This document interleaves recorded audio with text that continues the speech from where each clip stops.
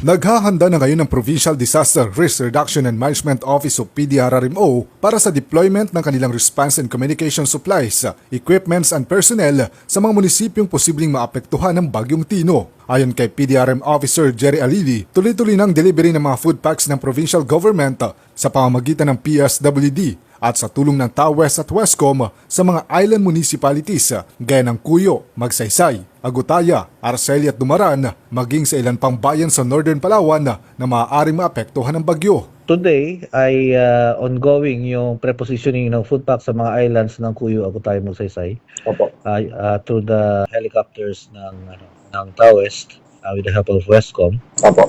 Yung Rojas, Araceli, Dumaran, Taytay ay ongoing na rin. Nag-deploy na rin kami kanina ng mga trucks na naghatid ng mga food packs from the PSWD at saka ng DSWD doon sa areas, at babalik din yung mga trucks mamaya para sa deployment naman ng mga personnel and equipment and supplies bukas ng umaga. Ngayong hapon ay magkakaroon din naman sila ng pre-disaster risk assessment at kasunod nito ay kanila na rin i-activate ang kanilang Emergency Operations Center at ang Incident Management Team o IMT. Bukas ay magde-deploy na tayo ng mga personnel, response equipment, communication equipment sa mga munisipyo to assist and support the municipalities doon sa response, and at the same time to ensure yung interrupted communication, at may mga dala rin kami mga solar power supply na ipapagamit sa ilang mga evacuation center at saka emergency operations center para sa uninterrupted power supply. Activated na sir yung EOC natin sir. After ng meeting mamaya, we will activate the EOC at saka IMT.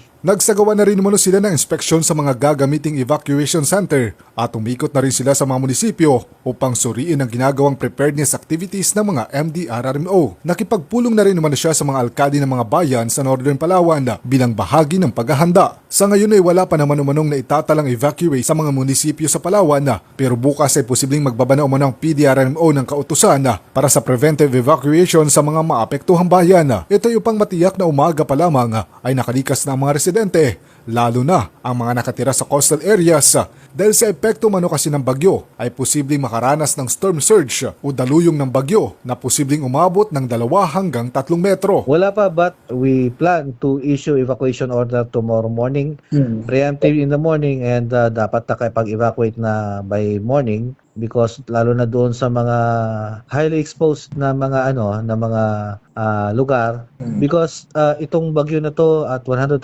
kilometers per hour kung tatama sa atin or more ay capable of generating storm surge ng 2 to 3 meter sa coastal areas. So depende yan sa taas ng lugar natin, kung 2 to 3 meters plus dagdagan pa ng lakas ng hangin, so maaaring malayo-layo yung inundation ng coastal flooding galing sa dagat. Samantala, ipinauubayan naman ng PDRRMO sa mga local government units o LGU ang pagpapatupad ng suspensyon ng klase at trabaho sa kani-kanilang mga lugar. Jopet Disaka, Basta Radyo, Iban Deramo.